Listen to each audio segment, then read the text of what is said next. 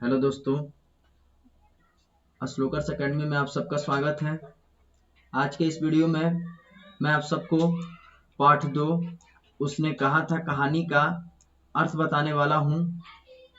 तो चलिए वीडियो को शुरू करता हूँ। सबसे पहले मैं आप सबको बता दूं कि इस कहानी में एक लड़का जिसका नाम लहाना सिंह होता है और वो 12 वर्ष का होता है, एक लड़की जिसके नाम सूबेदारनी दिया गया है और वो 8 वर्ष की होती है। जब ये छोटे थे, लहाना सिंह और सूबेदारनी, जब 8 वर्ष की सूबेदारनी थी और 12 वर्ष का जब लहाना सिंह था, तो इन दोनों की मुलाकात एक दुकान पे होती है और एक दुकान पे होती है। इस दुकान से इन लोग की बातचीत शुरू होती है और लहाना सिंह जो है लड़की से एक प्रश्न पूछ देता है कि तेरी कुड़माई हो गई, और इस प्रश्न का जवाब लड़की नहीं देती है, धत कहकर शर्मा कर चली जाती है। तो इस कहानी जो है इस तरीके की ये कहानी इसमें दी गई है। लड़का जो है किस वर्ष का है, तो 12 वर्ष का है और लड़की जो है 8 वर्ष की रहती है। तो इन दोनों की मुलाकात एक दुकान पे होती है और यहाँ से जो कहानी का प्रारंभ होता है। तो चलिए मैं आप सबको कहानी बताता हूँ। कहा जा रहा है सबसे पहले कि कहानी जो है 5 भागों में बटी हुई है। मैं आपको बता दूं कि कहानी जो है कितने भागों में बटी हुई है, तो 5 भागों में बटी हुई है और आज मैं आप सबको पार्ट 1 यानी पहला भाग बताने जा रहा हूँ।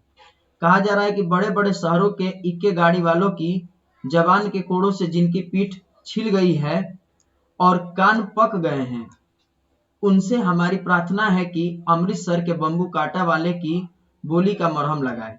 यानी कहा जा रहा है कि जो बड़े बड़े शहरों के जो घोड़ा गाड़ी वाले लोग होते हैं और वो मतलब लोगों को इस तरीके से बोलते हैं जिससे कहा जा रहा है कि पीठ छिल जाना, यानी कि उनकी बातों को, कड़वी बातों को सुन करके लोगों का कान जो है वो क्या हो जाता है, पक गया है कड़वी बातों को सुन करके। तो वही लेखक कह रहे हैं, चंद्र शर्मा गुलेरी, कि आप क्या करें कि अमृतसर के जो इक्के गाड़ी वाले लोग हो गए, बम्बू काटा वाले लोग हो गए, उनकी बोली का आप क्या करिए, मरहम लगाइए। यानी आपके कान जो अगर पक गए हैं तो उनकी बोली सुन करके अपने कान को ठीक कर लीजिए।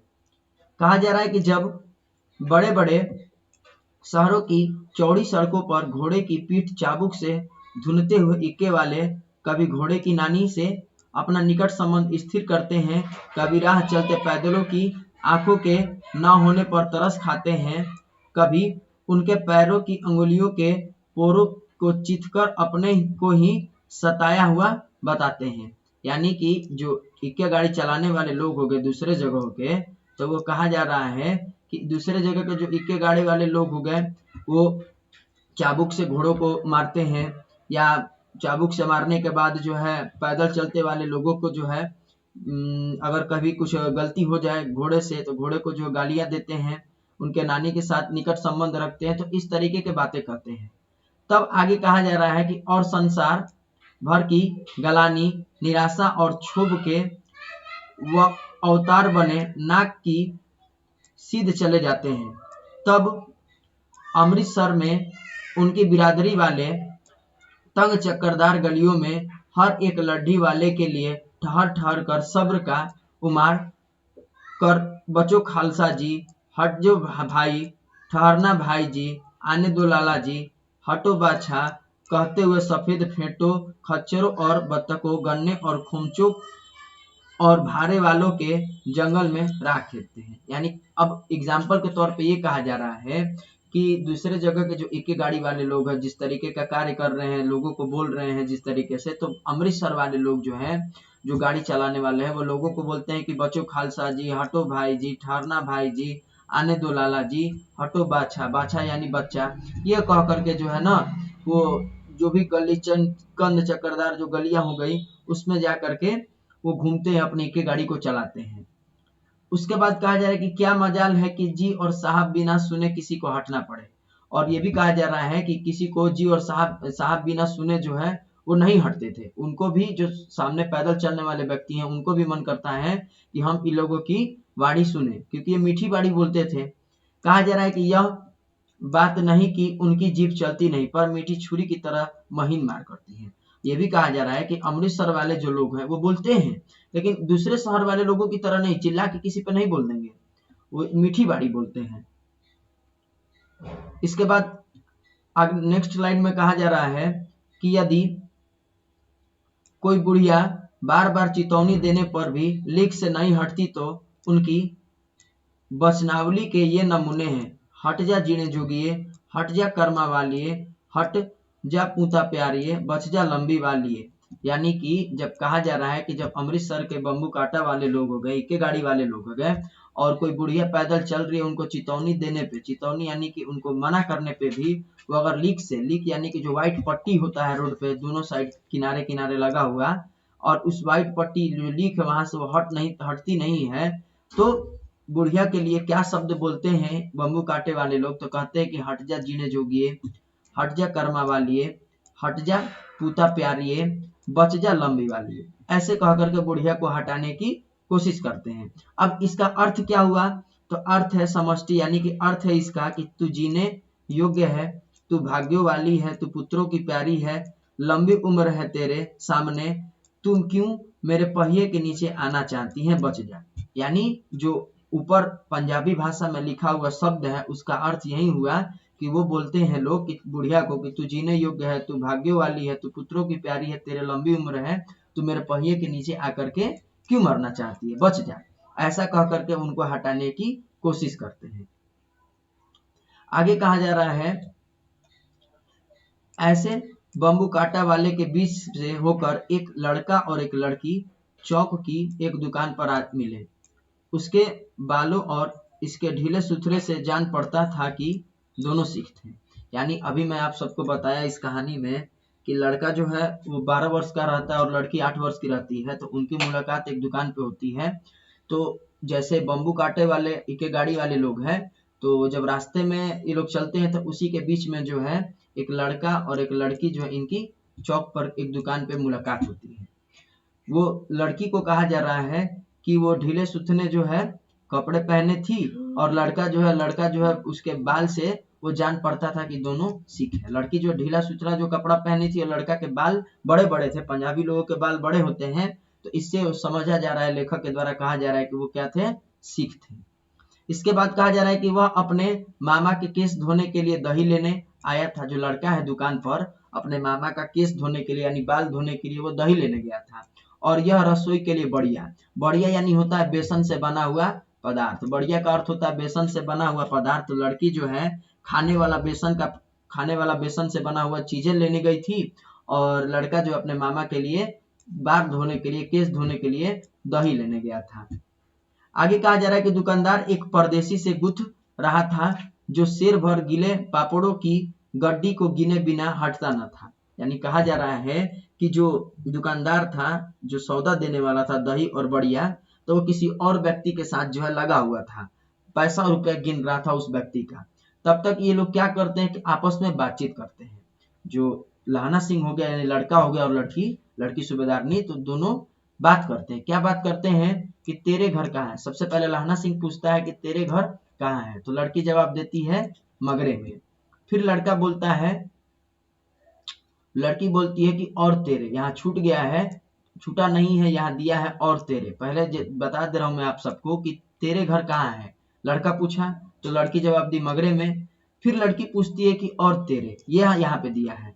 तब लड़का जवाब देता है मांझे में। फिर लड़का कहता है कि यहाँ कहाँ रहती है, तो लड़की जवाब देती है कि अतर सिंह की बैठक में वे मेरे मामा हैं।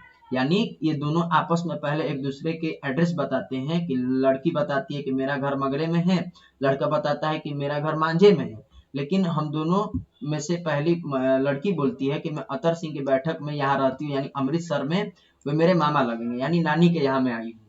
तो लहाना सिंह जवाब देता है कि मैं भी मामा के यहाँ आया हूँ, उनका घर गुरु बाजार में। ये दोनों एक ऑब्जेक्टिव क्वेश्चन है कि लड़की के मामा का क्या नाम था, तो अतर सिंह लड़की के मामा का नाम था, और लड़का का जो मामा था उनका घर कहाँ पर था, तो गुरु बाजार में। तो पूछा जाता है कि लहाना सिंह या जो लहाना सिंह है या लड़का जो है उसका मामा का घर कहाँ पर था, तो गुरु बाजार में, और सूबेदारनी का मामा का क्या नाम था, तो अतर सिंह नाम था। ठीक, दोनों कहा अपने अमृतसर में मामा के यहाँ रह रहे हैं। तब आगे क्या होता है, इतने में दुकानदार निपटा और इनका सौदा देने लगा। यानी ये लोग आपस में इतना बातचीत कर लिए तो दुकानदार जो है अब इनका सौदा देने लगा। जो जिस परदेसी से पूछ रहा था दुकानदार, अब उससे उसका काम खत्म हो गया, निपट गया। तो इन लोगों को सौदा देने लगा। सौदा लेकर के दोनों साथ चले। अभी जो ये सामान लेने आए थे, लड़का जो है अपने मामा का केस धोने के लिए दही लेने आया था, लड़की बढ़िया लेने आई थी। तो जब दुकानदार इनको सामान दे दिया तो साथ साथ चलने लगे। कुछ दूर जाकर लड़के ने मुस्कुरा कर पूछा। अब कुछ दूर जाने के बाद लड़के ने क्या किया कि हंसी में पूछा, क्या पूछा कि तेरी कुड़माई हो गई। कुड़माई मतलब होता है सगाई, यानी लड़का जो है मजाक में पूछ देता है, हंसी मजाक में, कि तेरी कुड़माई हो गई, यानी तेरी सगाई हो गई। तो इस पर लड़की कुछ आंखें चढ़ाकर धत कहकर दौड़ गई और लड़का मुंह देखता रह गया। अब लड़की जो यहाँ पे क्या होती है, जवाब नहीं देती है, आंख दिखाने लगती है और वो शर्मा जाती है, और शर्मा करके या धत बोल करके भाग जाती है। तब अब लड़की को दौड़ता हुआ वो देखते रह जाता है पीछे से लहाना सिंह। इसके बाद फिर क्या होता है कि तीसरे दिन सब्जी वाले के यहाँ, तीसरे दिन सब्जी वाले के यहाँ, दूध वाले के यहाँ अकस्मात मतलब होता है अचानक, अकस्मात मतलब होता है अचानक, दोनों मिल जाते हैं। महीना भर यही हाल रहा, यानी जैसे पहला दिन ये लोग सामान लेने गए दुकान पे, फिर दूसरे दिन भी किसी दुकान पे इनकी मुलाकात हो गई सब्जी वाले के यहाँ, तो फिर तीसरे दिन दूध वाले के यहाँ अचानक से इनकी मुलाकात हो जाती है। और ऐसा ही क्या होता है, महीना भर चलते रहता है।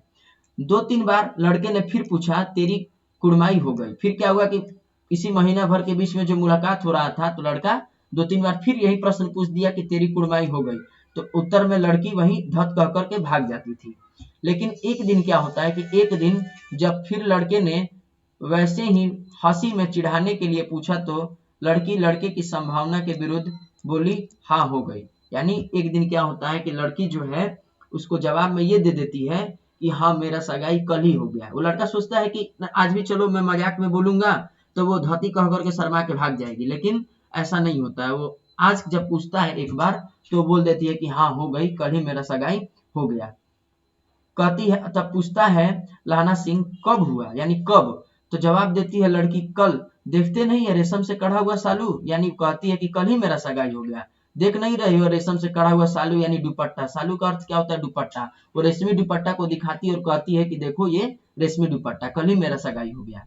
और लड़की भाग जाती है, यानी लड़की वहां से इतना कह करके भाग गई। लड़के ने घर की राह ली। अब लड़का जो अब घर के लिए जाने लगता है, अब गुस्सा गया वो, तो घर का जब राह लिया तो रास्ते में एक लड़के को मोरी में ढकेल दिया। अब वो क्या किया कि अब मोरी में उसको ढकेल दिया जो लड़का था, एक कोई आ रहा था। तो गुस्से में एक छाबड़ी वाले की दिन भर की कमाई खोई। छाबड़ी वाले ने खचिया में टोकरी में लेकर के कुछ सामान बेच रहा था व्यक्ति, उसका खचिया को जो है क्या किया, उलाट दिया, तो उसका दिन भर का कमाई खत्म। आगे कहा जा रहा है कि कुत्ते पर पत्थर मारा, एक कुत्ते को पत्थर मार दिया। और एक गोभी वाले के ठेले में दूध उड़ेल दिया। अब एक गोभी का जो ठेला था उसमें दूध का जो दूध होता है, दूध का केन, उसको उठा करके अब गोभी वाले के ठेले में उलाट दिया। तो दूध भी बर्बाद, गोभी भी बर्बाद, कुत्ते को पत्थर मार दिया। और सामने नहाकर आती हुई किसी वैष्णवी, वैष्णवी का यहाँ पे मतलब हो जाएगा कि एक सुंदर स्त्री, एक स्त्री से टकरा कर अंधे की उपाधि पाई, तब कहीं घर पहुंचा। यानी ऐसा प्रतिक्रिया करके वो घर पहुंचता है जब लड़की से ये बात सुनता है कि हाँ कल ही मेरी सगाई हो गई, तो वो गुस्सा हो जाता है और गुस्सा होकर के ये सारी प्रतिक्रियाएं वो करता है। तो ये था हमारा पहला भाग। आज उसने कहा था कहानी का ये पहला भाग था। नेक्स्ट वीडियो में मैं आप सबको इस कहानी का दूसरा भाग बताऊंगा।